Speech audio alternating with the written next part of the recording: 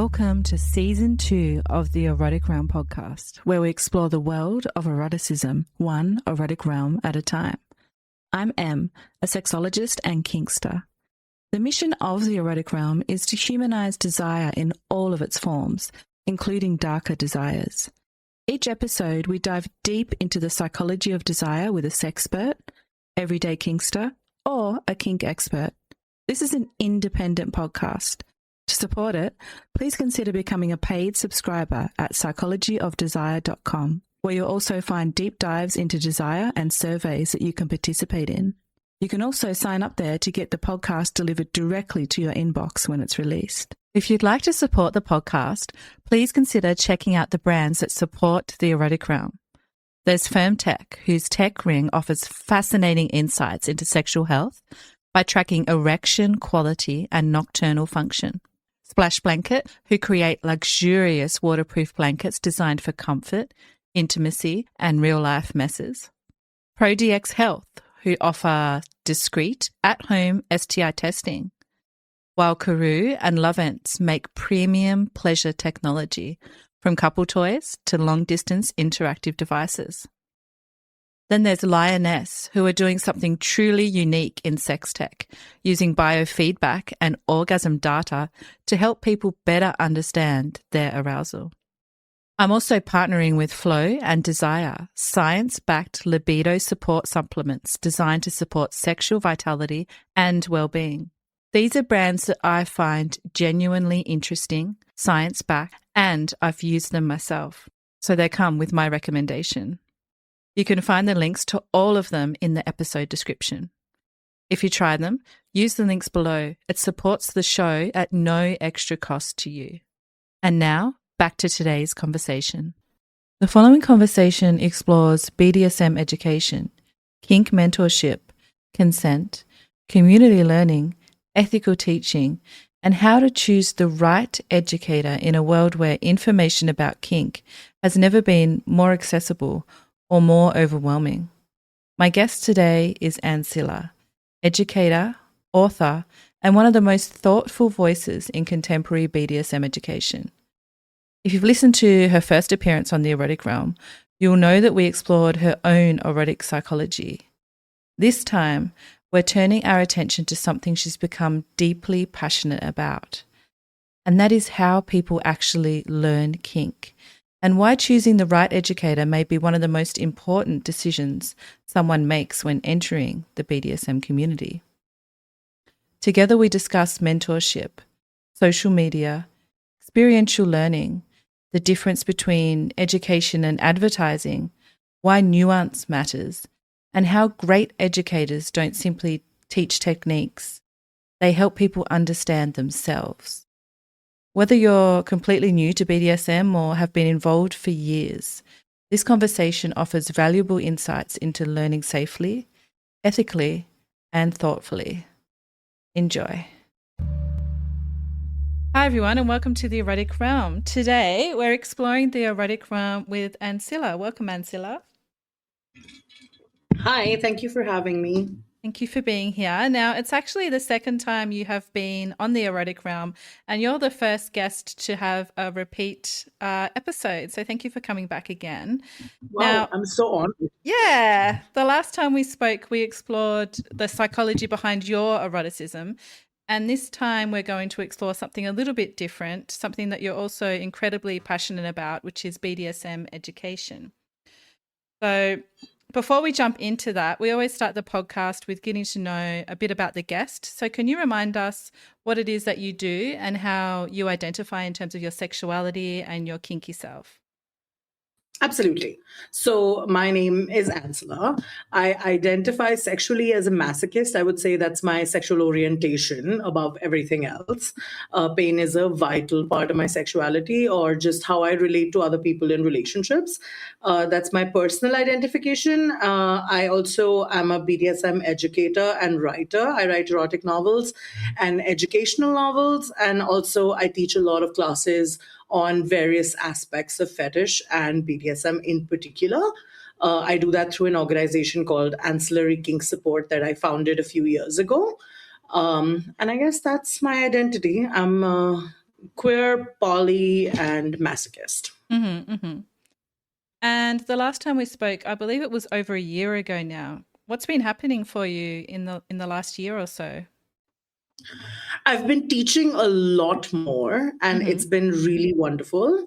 The way that I teach, a lot of the classes that I teach are very specific as subjects. So instead of doing like general kink education, I do very specific education either on like specific subjects like emotional sadomasochism, or on just demystifying certain aspects of certain dynamics. Like, for instance, I have a class in a month about like the concept of punishment within like BDSM, within like DS relationships in particular, because for a long time it's been viewed as this binary conversation between like, is this a real lesson or is this for fun? Whereas I think that it ought to be a lot more expansive. For example, I've also been doing a lot of sensitization classes with like mental health practitioners in my country, so that if they have clients who come from a fetishistic space, they are just able to help them better without either making a spectacle of their sexuality or stigmatizing it, because historically it's been a huge problem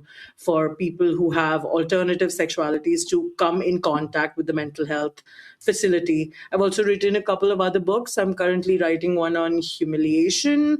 I wrote one on power exchange that came out earlier this year. So I do something called the Sex Book Initiative, in which I write books that take one subject and then explore it from every perspective and help provide people with like a framework for if they want to seek the same thing, but ensure that it does so in a way that suits the person's needs and desires, as opposed to being like a prescriptive narrative. So that's what I've been doing for the past year. Wow. Okay. There's a lot there. So prolific. What really stood out to me was that did you say that you're teaching therapists how to work with kinky clients? That's correct. Amazing. And you're based in India, right? So is that a government initiative? How did that come about? I'm curious about the process. It is not a government initiative. How is that happening? So you're just doing it privately? Yes, through various collectives and various mental health organizations that are interested. So I did a few just like on my own, just kind of like sensitization. If you're a mental health practitioner, listen to this. Right. And then I worked with an organization called the Karma Collective that's in Delhi. They were having this lived experiences event where basically they were getting people from lots of different communities to help lots of mental health practitioners understand how to provide mental health care to those communities better. And basically on a larger scale, it started with me doing that event because it's a bit difficult because like when you have mental health issues and you're also a kinky person, the temptation for the mental health practitioner to put the two together is very high, or alternately to never put the two together is also very high. Whereas it is definitely a lot more complex than that. I mean, you're still a human being who has mental health issues, which do intersect with things like your trauma, but you are very careful also to ensure that at no point does it seem like the trauma is the causation factor for what you do sexually, but like that is what mental health has done for a really long time. So I feel very strongly about this kind of education. So I'm really glad that I'm being able to do it. Yeah, me too. You know, I studied psychology during the time that people that were interested in kink were classified as mentally unwell. It was still in the DSM then. So this is something that's come up a lot on the podcast. And in Australia and America, I've had feedback from practitioners who want to work with more kinky clients, but they're worried about the stigma from their colleagues. Is that something that comes up in India as well? Are these people that are working with these kinky clients, can they be out about the fact they work with kinky people, or is it a bit more hush-hush still? I think it's a bit more complex, actually, because India is so fragmented along socioeconomic and privilege lines that if you're, say, in a large metropolitan city like Delhi or Bombay, then advertising yourself as such wouldn't necessarily hurt you because it would be like you calling out to a core demographic that is more privileged and more exposed and more comfortable with these things, perhaps. Whereas for a lot of mainstream practitioners, this is not something that they wouldn't advertise or also perhaps they are not aware yet that they ought to advertise, or the stigma. Like, for instance, in the same environment, I was also on a panel earlier last year, which was at a queer lit fest, actually, where there was a psychiatrist on stage who was talking about like the stigma and clients from both queer communities and kink communities. And when it came to queer communities, he said, it's very difficult and there's a lot of trauma for the patients because they have all of this baggage associated with it because of society. But for the kink clients, he said, I really don't see what the problem is, because kink is just something people do to spice up their lives. Now, this is a somebody who's in Delhi in a very exposed environment, presumably, and they're a medical professional. But even then, I don't think that they were able to even understand exactly what it is that they were talking about. Like, I have no idea why this person was even on this panel. So I would say it's very difficult to say whether the stigma would attach itself to the mental health practitioner, because it's so heavily borne still by the person that I think most people would just view it as, it makes sense that this kinky person ended up at the psychiatrist or at the psychologist's office, because that's where they belong. And also the stigma associated with mental health itself is also very prevalent still here. So it's still a place for like damaged and sick people to go. It's still viewed like that by a lot of people. And you mentioned that practitioners either lump mental health and kink together, or they go the other way and don't want to talk about a potential connection between the two of them. Can you speak a little bit to that as well?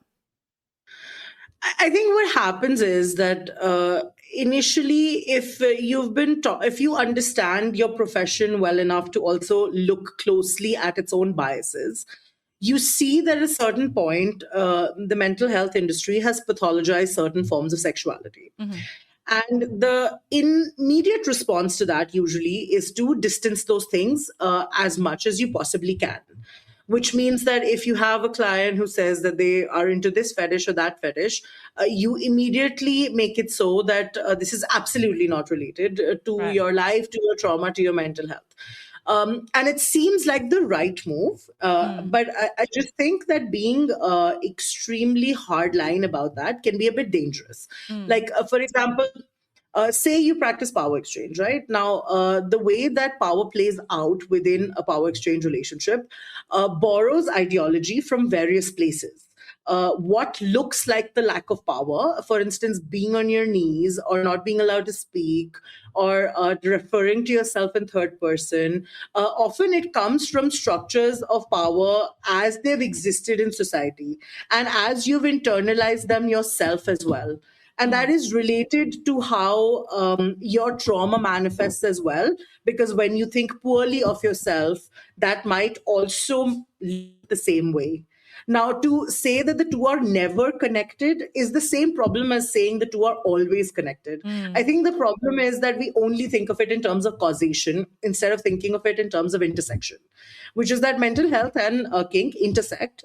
They don't cause one another. Like, kink doesn't cause mental health problems and mental health doesn't cause kink to happen. It's more like I'm a complete person, which includes my mental health as well as my trauma. And sometimes that comes out when I'm writing, and sometimes that comes out when I'm playing, and sometimes that comes out in my relationships. And I think that kinky people deserve as much grace as anyone else when it comes to being human.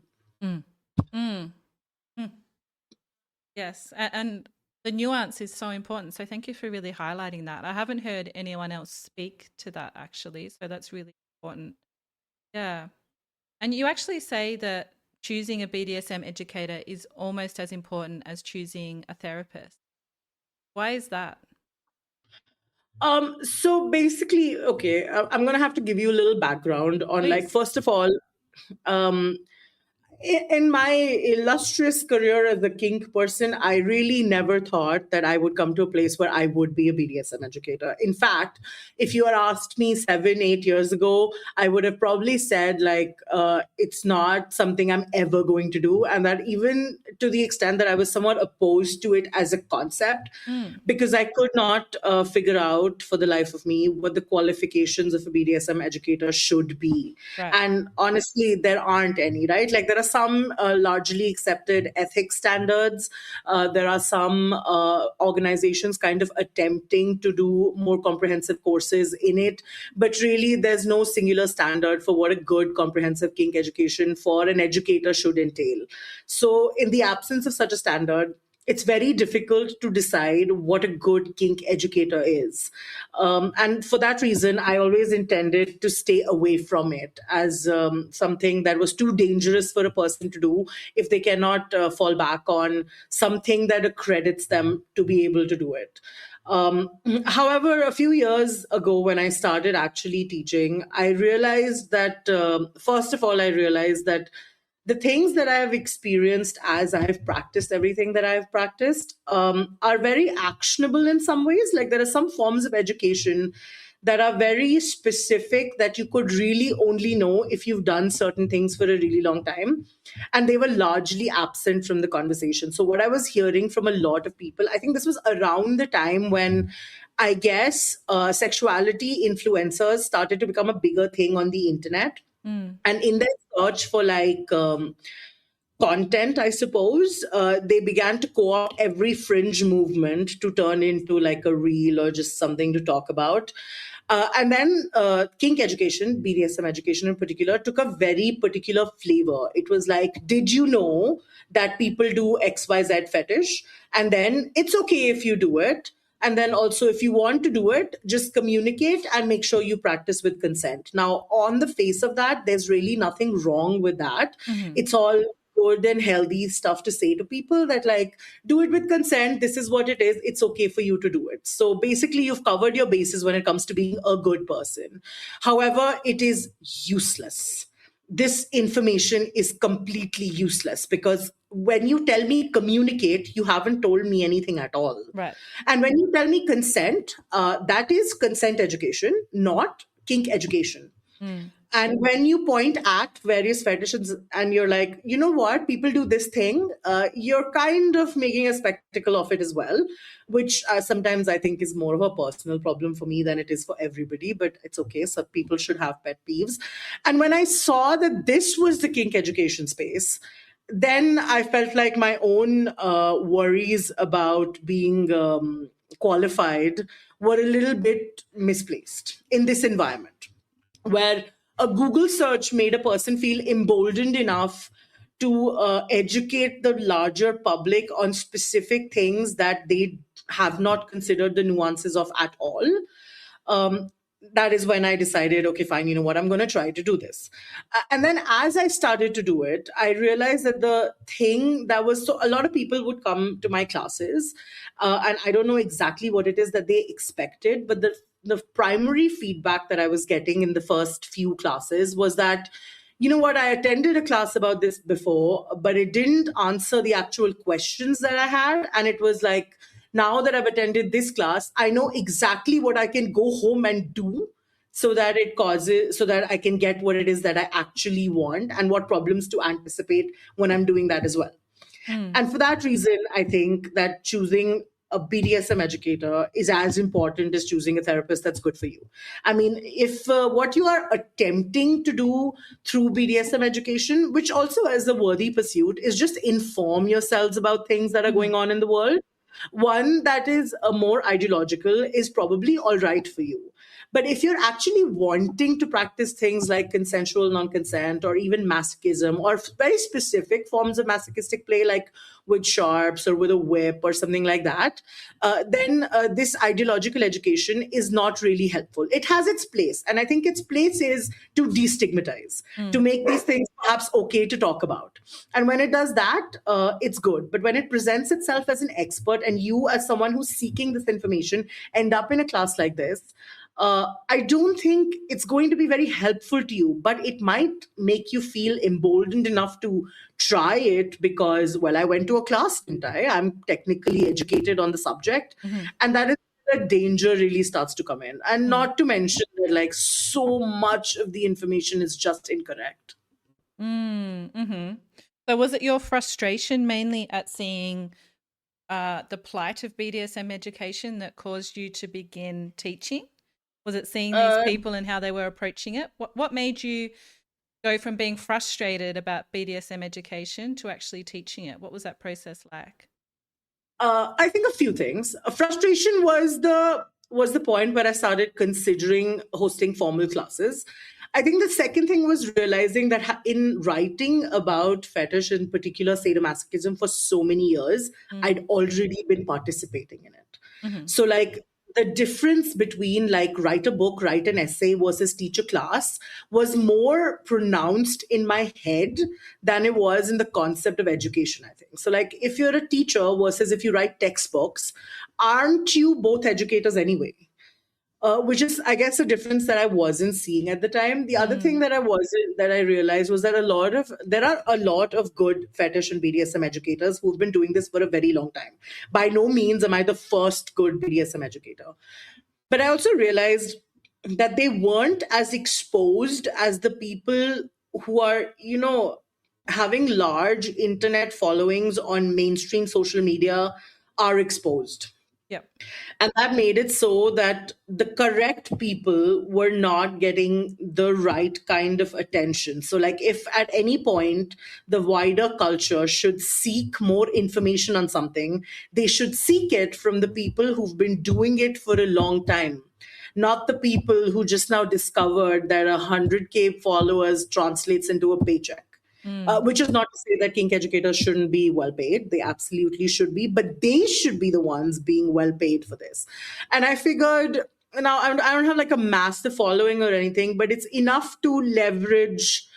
It's enough to also share the spotlight with people who matter. It's enough to collaborate with people who might not be in my country, but are at least adding really valuable information to the discourse. And I guess it was a combination of these things that led me to take the leap. So say that someone's listening and they want to learn more about BDSM and they're hearing you speak about these different types of educators that are out there and they're not sure where to start. How do you go through that process of choosing a good BDSM educator for yourself? How do you know when you found a good one? I think, first of all, any information that they have put out already, so like whether that's essays, videos, writing, classes, whatever it is, I think reviews are a good way to go, especially since they tend to be more specific about what somebody found useful. Also, I think it's worth looking into people's actual experience. Like, with the problem is that I've also realized in the fetish space that a lot of people are posting on vague qualifications. So if you're a sexual educator and you have some kind of certification for that, in my opinion, that doesn't even remotely qualify you to be a BDSM educator. If you're a psychologist, in my book, that almost disqualifies you, given everything that has happened between psychology, psychiatry, and kink. Unless you've made, obviously, either you're a kinky person and a psychologist, that's different, or you're a person who's actively and visibly done the work to unlearn your profession's biases. And I can see that somewhere. Yeah. The other thing to do is to local communities, but also local communities are a hit or a miss because, like, you could have a local community where there's a rich tradition of like education. You could also have a local community where for instance, one of the things in India is that because this is also new to talk about publicly, there is this huge precedent, there is this huge desire to be the first to do something. So, like, the monopoly of being the first person to talk about it is supposed to lend credibility to the actual quality of what you're talking about. So in smaller communities, sometimes I tend to be more wary of because when I first started practicing kink and I first started, when I say practicing kink, it sounds so weird. You're practicing When I first started doing it within a community, I attended a few classes that were the few workshops that were organized by like the local scenes where I am, and one of them was a workshop on needle play.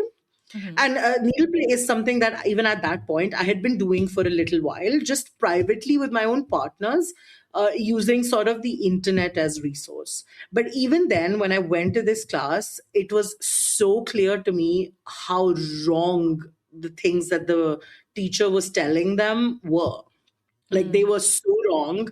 Also, they had no idea about simple things like disposal, or like where, in which dustbin or which part of the garbage does disposed needles go. Now, those are things that are extremely important. So sometimes local community is a hit or a miss. The other thing that you could do is join a more global community like FetLife, because I think that despite its obvious issues, it does obviously have issues as a website and a platform. It is still the place where I find the most reliable educators. And it's very obvious that they are reliable based on any interaction that you have with them or any of their stuff that you consume.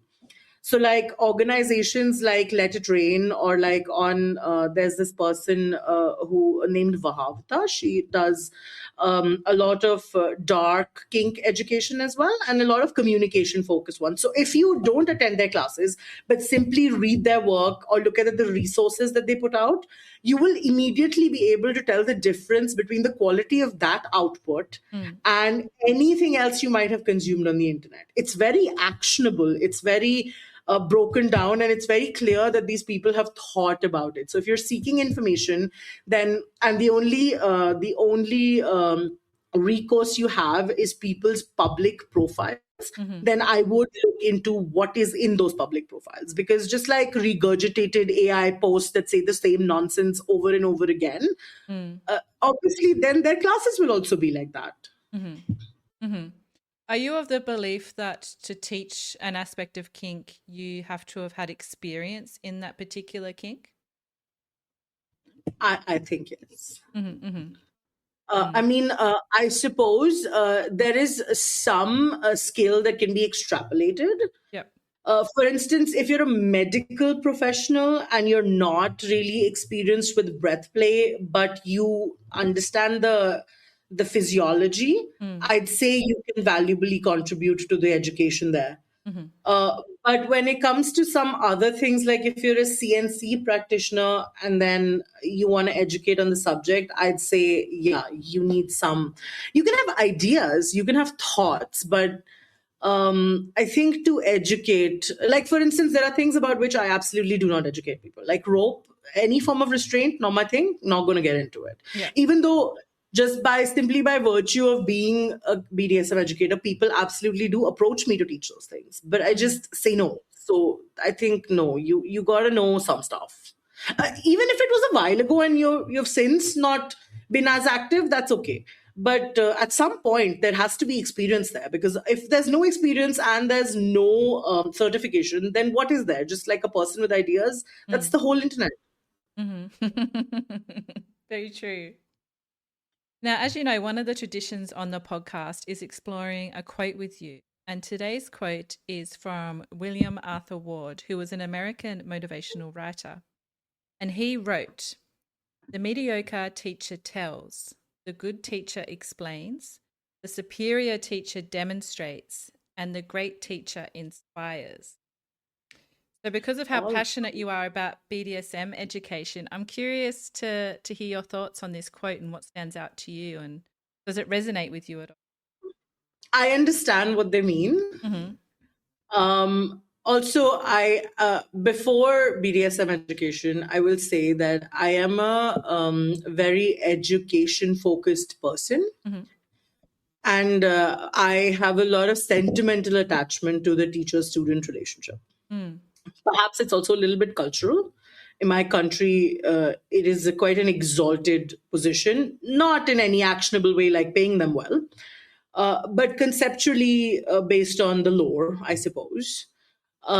So I understand where this person is coming from when they say that inspiration is perhaps the highest calling for a teacher. And if you're able to inspire your students for in whatever way, to go for what they want, to chase their dreams, to feel. The point actually is, I think, that the way that you inspire a person is not by demonstrating that, look what I can do, but more by making them feel like you are capable of it. You are able to do this. You have within you the potential or whatever. Now, applying that to kink is a little trickier. However, I think the thing that I would most personally, the thing that I would most like to inspire people to do, and which I think I also succeeded doing to some extent, is to go for the really weird fucking thing they want.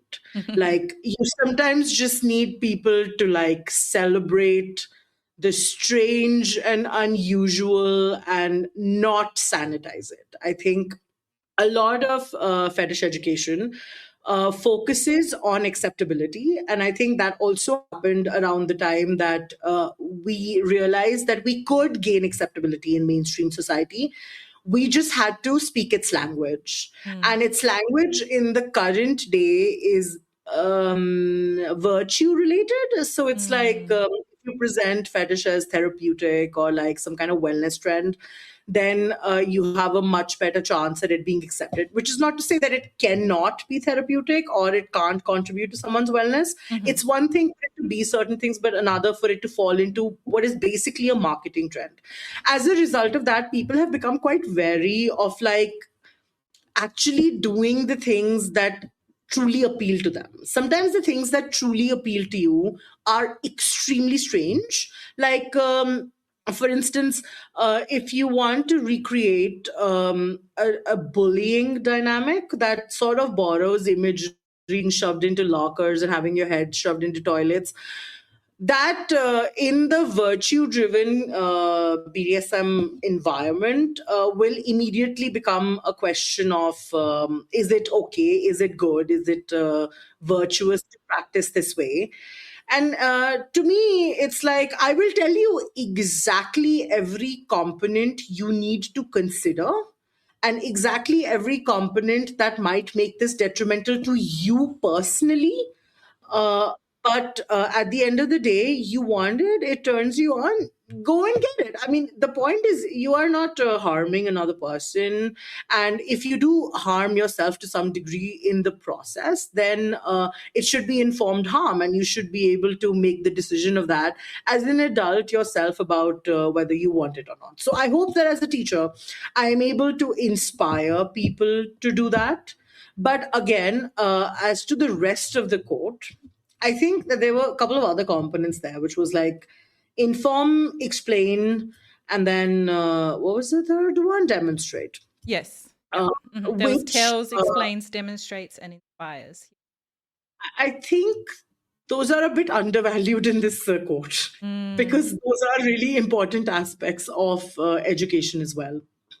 Like, for example, I need to tell you some things. Say today you realize that, you know what, I'm really into being hit in my face. It's super hard to me. As long as I do it correctly, there's fine. It's a limited danger. I'm only going to do it every once in a while. It's not a problem. Now, I've been getting hit in the face for 20 years. I will tell you something. There are long-term risks to this process in terms of changing the structure of your bone structure, or like just your face's general resilience, or like your face's response mechanisms, increased propensity to twitching. These are things I just need to tell you because I know because I did it. That's it. It's as simple as that. I needn't inspire you to do anything in order to be a superior teacher over here. Sometimes telling as a result of what I know and as experience is as important. Then there are absolutely things I need to explain to you as well. Like, for example, if there are things that, my favorite one in this regard is like, a lot of times people get into power exchange situations where tops will make them negotiate as if they are extracting an inviolable contract from them, in the sense that, like, tell me exactly what is okay and exactly what is not. And then past that point, they will exploit every loophole that you fail to cover. So when I tell you that be wary of a top who is very into exploitation of loopholes or like technicalities on which they are correct, I will explain it based on my experience or why exactly I'm telling you to be that. In that case, the explanation is extremely important, because had I just told you that, you might think, well, this is such an arbitrary standard. What if I just enjoy playing with like loopholes, which you can also do. But when I explain it to you, when I explain it to people, very often they immediately relate it to experiences they've had with tops before. And then there was the demonstration. So there are certain things that are important to demonstrate. I think the primary thing that is important to demonstrate is that I've made mistakes. I have to show you all of the shit that I did wrong. So that I personally just think it builds trust in people, where like when I'm willing to tell you that you are making mistakes, because the mistakes are to a certain degree kind of unavoidable, because you are not dealing with math or science here. Even that makes mistakes, but it's not exact. So when I demonstrate to you my mistakes and I show you what they led to, and then it's more valuable to you as a person, because not only because you know what to look for, but also because you have definitely made some mistakes before you came to a space where you were like, you know what, let me try to learn this. And it can be very alienating to feel like you're the only one who's fucking up. It's very rarely the case. So all Walter, you said his name was Walter? William? Yes. Where is it? William Ward. All right. I think William has a point, but I think William's point is also a little bit undercut by his perhaps unintentional devaluation of the other three. So like inspiration is great, but all the other aspects are actually kind of really important too. So looking back over your own journey, who have been the educators that have inspired you, and what was inspiring about them? The educators that I mentioned earlier, so like Let It Rain has two people who run it together. One person is based in South Africa and the other one is based in the US. And then there's Ranger Gray. Perhaps she's quite popular. I suppose she has quite good brand recognition. And then there's Vahavta, I guess, also. So they are all, so Rain is fetish model, and she does a lot of fetish art, and she also teaches, and the rest of them teach and also do other things. So they, I suppose, are my greatest, like those are the people I consider the top tier educators in fetish today. And what about them inspires? So, okay, so a few different things. When it comes to like Let It Rain, what I found most amazing about them is that they just went for it. Like when they started, I think, with like a large conference called Rain of Blood, which was all kinds of classes about sharps play curated under one online conference that was globally accessible. And the number of things that are available to you under that are just unbelievable. So like when I was younger and I knew already that I was really into like sharp things, the way that I got my education was to extract it from medical sources. So, like the best information I could get from medical sources, I would use it. But the things that I wanted to do were not medical in nature. So, the questions that I had absolutely no place to take them. So, they actually took all of that, whether you want to do hooks, play with tattoo needles, large gauge needles, small gauge needles, whatever it is that you want to do, they try to make all of it available in kind of like this amazing shopping mall for sharps people, which I just thought was really cool. And it just, because like you also worry, right? Like, does anyone want to learn this? Like I worry about some things that I teach that are like really specific about like, does anyone even want this? Is anyone even interested in learning this? But I love that they put that doubt aside and they brought all the people who were already doing this together under one umbrella, and then they also teach their own classes and they did it together. The other thing that I love about these educators is that they make communication an extremely exact, specific thing that benefits. You can clearly see how much thought has been put into it over the years. So like even when they're designing tools for like how for you to figure out things that you want yourself, those tools are so usable. They're not like just get over it or just think about it. They're not littered with words like intentionality, motivations, like, all of these words which are great, but when it comes to sitting down to doing something, they lose all meaning. It's very actionable, everything that I've ever experienced from them. And the other thing, and I guess this one is more Rain specific than anything else, which is to like, I love that she just follows the mad artist brain with no matter what she does. And like, I'm a writer and I'm a teacher, and all of my jobs are in the arts space. And education feels like more formal than that. It feels different than that. But you have to, like, I guess, even with that, if what you are is fundamentally an artist, I suppose you gotta bring the unfettered imagination of an artist to this space as well. There's some doggos in the background. Yeah, my dog is barking at someone dropping. Yeah, thank you for your considered responses. They're incredible, and I really like hearing your thought process and inspiration. So thank you for sharing that. I'd love to go into the research that I found to share with you today, which is by Sprott and colleagues, and they explored how people learn about BDSM. So rather than focusing purely on techniques, they found that people often learn through communities of practice, such as mentors, discussion groups, and shared experience and experiential learning. So their argument is that learning BDSM isn't simply about acquiring skills, right? It's about becoming part of a culture where reflection, conversation, and experience all shape our understanding. I'm curious to hear from you about your thoughts on kinky mentorship. Do you think it's becoming more or less important in the age of social? Interesting. May I just start by addressing a different part of that research please. that you cited? Go for it.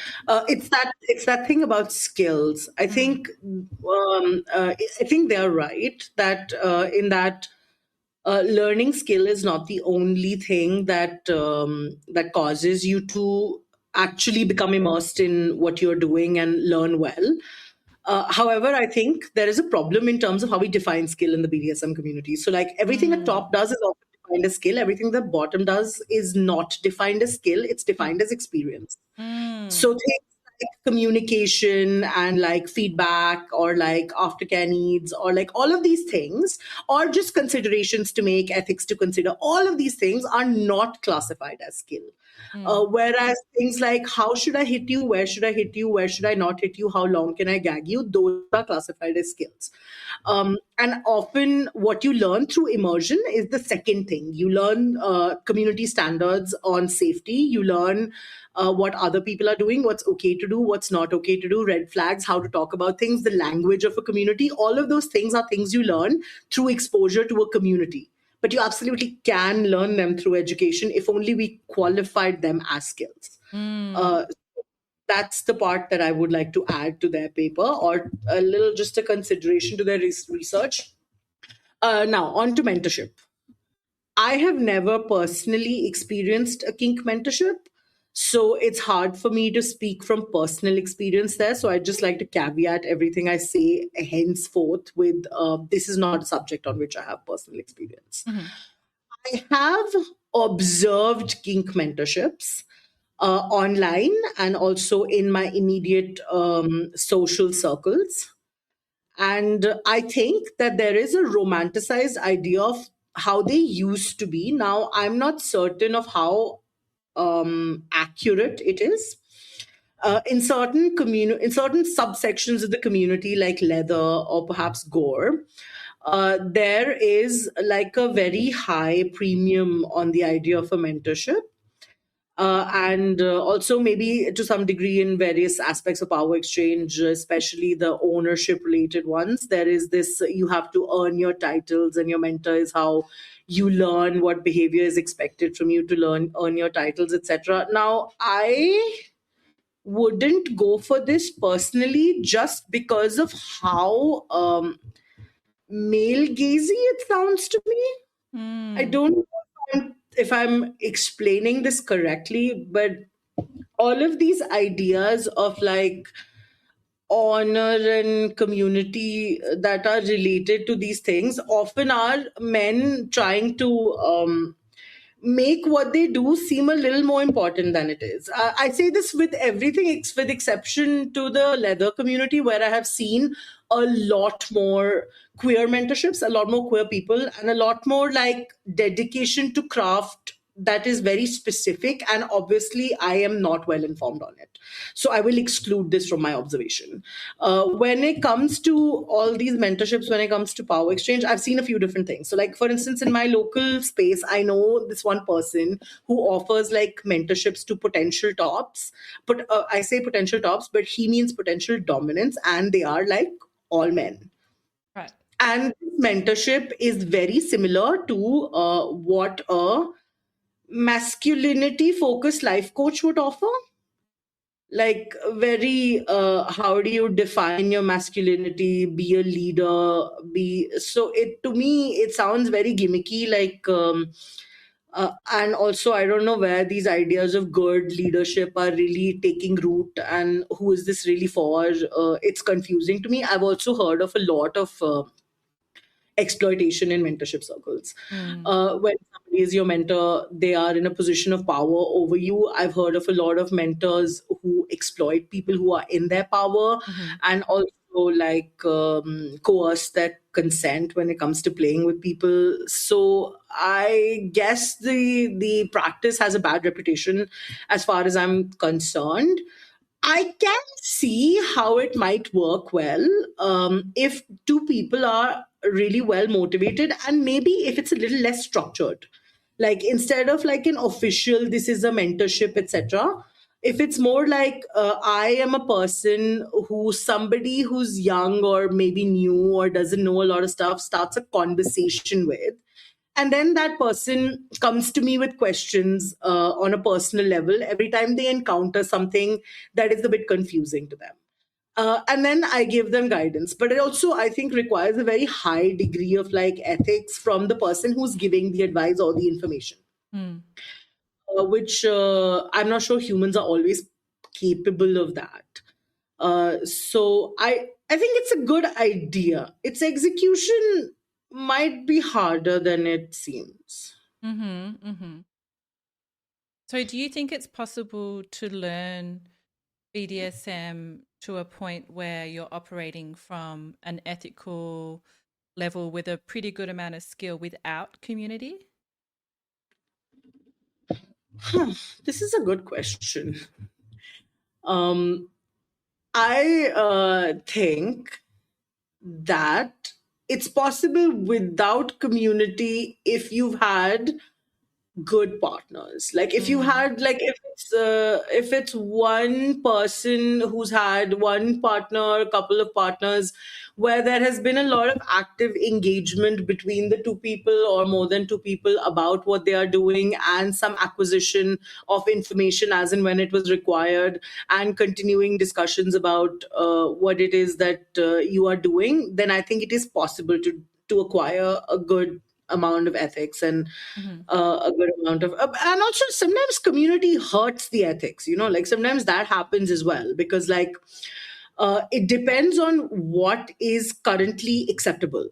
For instance, when I was younger and I first started participating in the community, there were a few things that were just very acceptable that to me seemed really weird. Like, there were dominant people who attempted to date me, and one of them even succeeded for like 6 minutes, who were just taking over my life as if I was in the market for some kind of life coach. Like, you should go to the gym and I will enforce when you go to the gym. Like, and I get that there are people who might actually like this, but there was no discussion about this. This person just pretended like this is what dominance is, and also the community ratified that by also behaving like this is what dominance is. So sometimes community can hurt the ethics.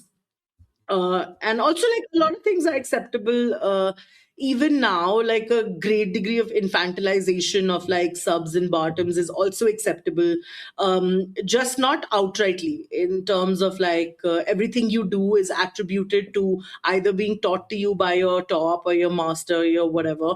Then everything that you learned, like for example, as an educator, I get this a lot.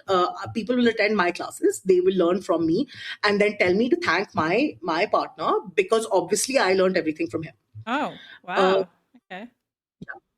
this really does. Also, it happens to a lot of people who are bottoms and educators, by the way. Like, I don't know. So there are already like existing standards in the community that are fly in the face of what I consider ethics.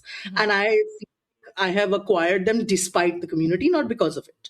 So I think the question is maybe not can you or can you not acquire a good degree of skill in ethics with or without community, but more to do with the nature of an individual. If you are the kind of person who is very easily convinced by a narrative, then exposing you to community is perhaps more dangerous because you'll be convinced by any narrative that is presented in front of you and told to you by a few like acceptable popular faces in the space that this is the narrative that is acceptable and this is what happens here. And especially if you're new, right, and you enter like a super structured space where there are people who have already been doing something for a long time and they tell you that this is how it is supposed to be and this is how it's been and this is what it is, then you might just think they're right and maybe this is not for you, or it's just right and you have to come around to it. So I think ethics are a difficult question about where do you acquire them exactly.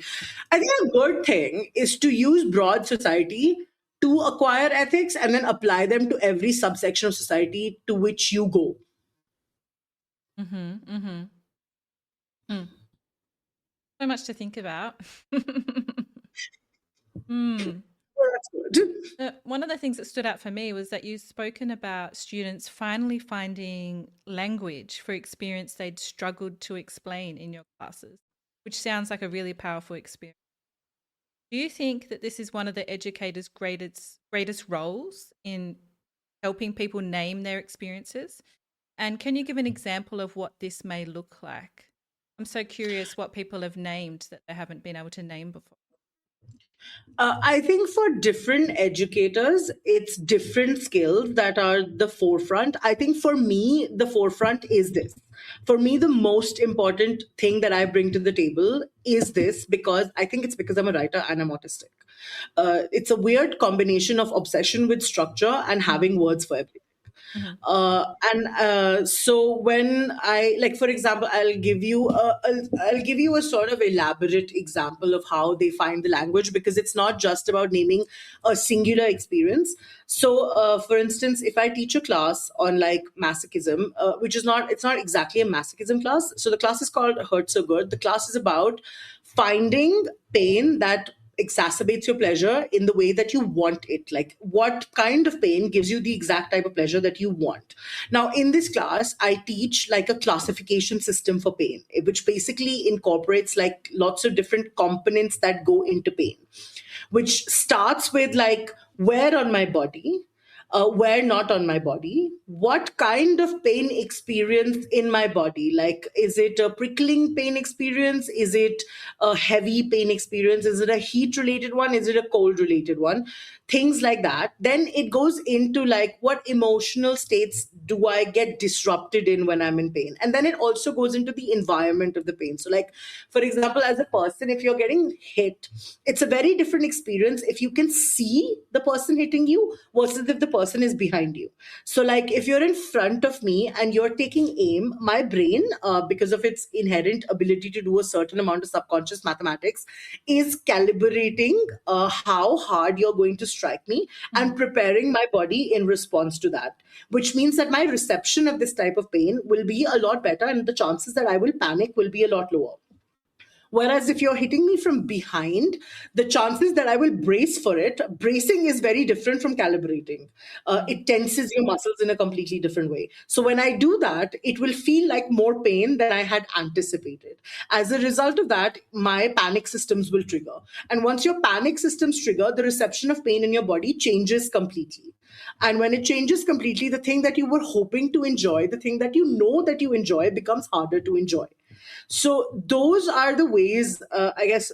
Also, there is also the relationship between the recipient of the pain and the deliverer of the pain, not just in terms of who is this person in context to me in terms of power. It's not just about what is the dynamic between us. It's also about like, this person who is hurting me, what does it mean for them to hurt someone? How do they enjoy it? How do they not? So, for example, a huge mismatch that I see in sadomasochistic circles all the time is that a masochist who wants to enjoy pain and a sadist who wants to make you regret wanting pain. And it's very difficult for these two to realize that their fundamental styles are incompatible.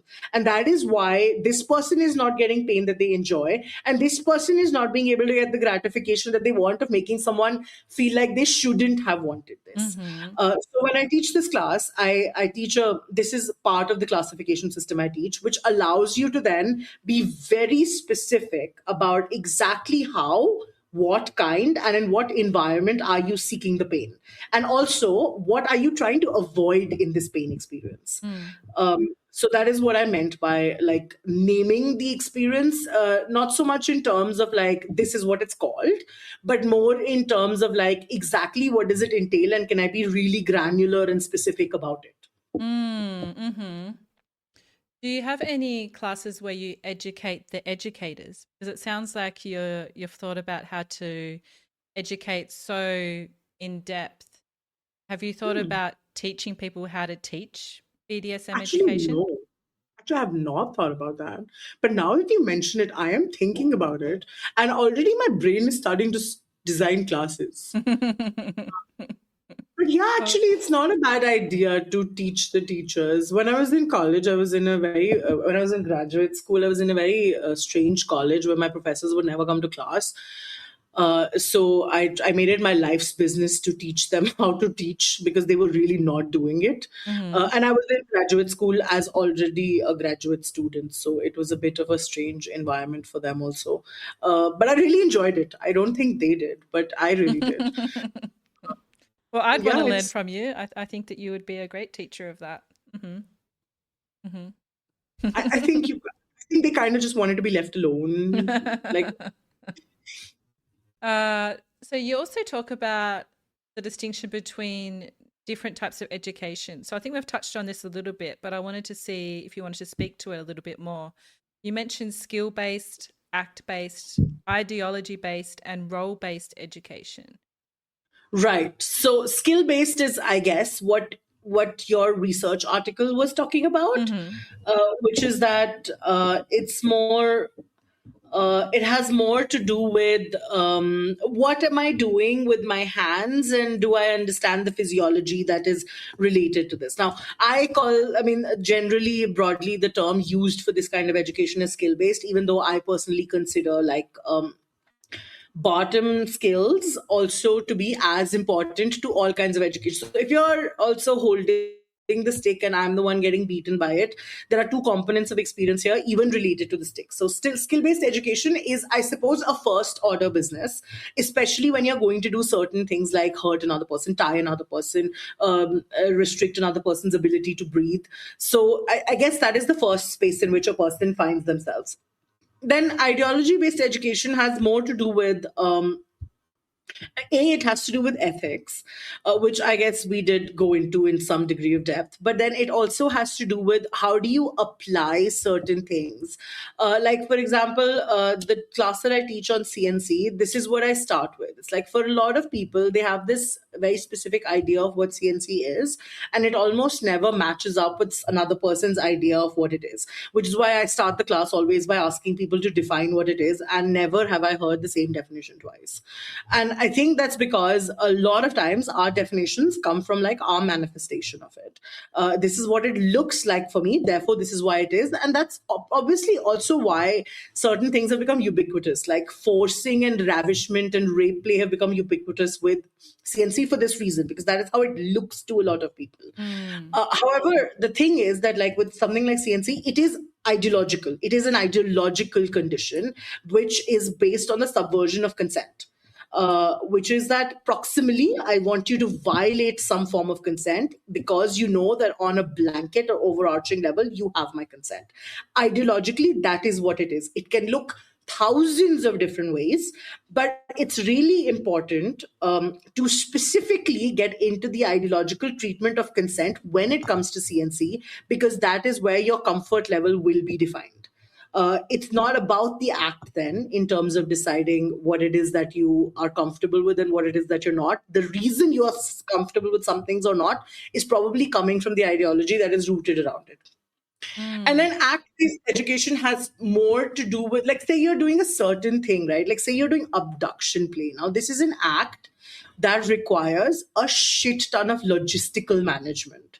You cannot just randomly pick a person off the street and then kidnap them and then do whatever you want to them. I realize how this is going to sound, but kidnapping is actually quite skill-based as an activity. Like, it's not like you got, even people who are for real abducting others, they're not winging it. Right. There is a lot that goes into planning an act like that. So act-based education has to do more with, if you want to do this particular thing, then these are all the considerations you need to make for it. Like teaching abduction is one of like my dream classes that I haven't actually been able to put onto my roster yet. I'm hoping that I'll be able to do it next year, because it is just it's like a culmination of fetish, desire, logistics and structure brought together in a social space where you also have to mitigate the social space. So it is quite a task. And then there is role-based education, which is like, what do you identify as and what does it mean and how does it contribute to how you have interpersonal relationships, romantic relationships, how you define your own sexuality. So like, say somebody identifies as a little, right? Like somebody identifies as that standalone without any influence from what dynamic they're in. That is just their sexual identity or just their identity. Now, where does that come from and what does that permeate into is a really important question, because say it comes from being able to enjoy as an adult a whimsical space where you can be really free. Now, this is a great, wonderful pursuit. But when you are in certain environments or in certain relationships, where is the line there with your whimsy and your freedom? Because there are now other people involved in this space as well. And when there are other people involved in this space, how much responsibility are they taking that you are not desiring right now at this moment as by virtue of your role? And do they understand that they are taking on this responsibility in your stead? And that is how role-based education would tend to work. Also, in terms of like understanding your motivations. So like for a masochist, it's a lot of times it's about understanding when you might be acting in self-harm or self-destruction. Sometimes you are acting from motivations that could be harmful because you're human and like you're not going to be 100% healthy 100% of the time. So in order to identify when that might be the case, then role-based education is more important. I mean, basically what I'm saying is that they're all important, but they're all distinct. So what educational offerings do you currently have out there in the world? How can people work with you at the moment? If you want to attend my classes, this weekend I am teaching a class in conjunction with Blackthorn Events. They are based in Oakland. It's an online class on familial roles in power exchange dynamics. So like daddy, mommy, little, those kinds of roles. And then the week after that, I am teaching a class with Let It Rain on facial impact. So like slapping and punching and all kinds of facial torture. That one I'm teaching in conjunction with my partner because he is the one doing the hitting. And then the week after that, I'm teaching the class. The week after that, I'm starting an intensive on erotic writing, which will be a year-long intensive in which there's a class monthly and assignments and feedback. And it's a lot about writing erotica, writing erotic nonfiction, writing on sexuality, but also writing characters who have realistic sexuality, expressing yourself sexually to other people as well as potential partners, also using writing as a tool to like understand your sexual desire. And then the week after that, I'm teaching that class on punishment, and then I am going on vacation. Sounds like you deserve it. So where can listeners find your writing and classes and books? Where is the best place to find you? Lots of places. FetLife is the best place to find free writing if you want just some educational resources or erotica. I have an Instagram that I do actually check in on now. So you could go there for like a little, well, it's very wordy for Instagram. My Instagram, it's still very long essays. But if you want sometimes to see my face say silly things, I guess you could go there. It's at Ancillary Kink Support. On FetLife, I'm AncillaL. You could go to my Patreon. That's where all my classes are hosted. And I have live classes as well as recordings of all my classes. So if you subscribe to my Patreon, you can get all of my classes in one place. A fairly low price, because I also have that thing where like it shouldn't be overpriced. And where else? I've been posting some stuff to Substack under Ancillary BDSM Support. If you want to buy my books, they're available on Amazon in most of the world. And also for download via my Patreon, if you just want a digital copy and don't want to give Amazon money, I support that endeavor as well. I can give you links to all of this so you can, I suppose, add it in your... Yep, that'd be great. Thank you. What's your author name on Amazon? AncillaL. AncillaL, yep. And is there anything else about BDSM education that you'd like to share that we haven't touched upon today? In your brief, you mentioned that you'd like people also to talk about a book or a quote that they brought to the table. Oh, right? yes, we forgot about that. What did you bring today? No worries. I did my homework. I brought it really weird. So I suppose this is a book that is probably well known. It's called The Piano Teacher. There's also a very famous movie about it. And the writer won a Nobel, so I guess it's hard to go. Although who the hell knows what people read anymore. The point is that I wanted to use this book to demonstrate the value of kink education, not in the way that I'm by no means saying that it's a good template for kink education or a good example of a healthy kink relationship either. But it is very expansive in the way that it helps you. So if anybody doesn't know about the book, it's the story of a piano teacher who lives with a very controlling mother, who is very abusive. And in order to wrest control back from her mother, she kind of acts out in physical ways in general society, just by inconveniencing people in little ways. And also she's kind of masochistic. And then she starts a relationship with this person who she meets at the conservatory, and then this person she kind of directs to hurt her in lots of ways. And then ultimately, because it like, even though she's the one getting hurt, she has a very high degree of control in that relationship. And then she loses that control when he beats and rapes her. Now, obviously, this does not sound in any way like a good kink education book, but it very holistically demonstrates all the influences on people that have relevance to their sexuality, even when it's not comfortable. For example, the fact that this man rapes her at the end of this book tells you that patriarchy is extremely relevant to what we do sexually, even when we are playing with control and we are playing with autonomy and agency when it comes to desire and pain. That is a factor that does not become irrelevant and is something that education should focus on as well. As is your interpersonal relationships, how you determine what control looks and where that comes from, how you contextualize what pain means to you. All of these things don't exist in a separate compartment of your brain that that is the sanitized and living alone. So education should focus on the individual even when it's kink education. And I guess the book wasn't so much what I wanted to mention. It was the quote, which is that most expensive originals have cheap imitations. And that is how I feel about the kink education space right now, which is not to say I am the expensive original, but I am saying that the kink community has done a shit ton of work on a lot of things that are educational in nature. And all of a sudden, we find ourselves in a digital environment where people are just talking nonsense. And it's like a barrage of nonsense where they are just simply borrowing the tiniest little thing from somewhere that they read and turning it into as if something that's the holy grail of practicing some kind of fetishism.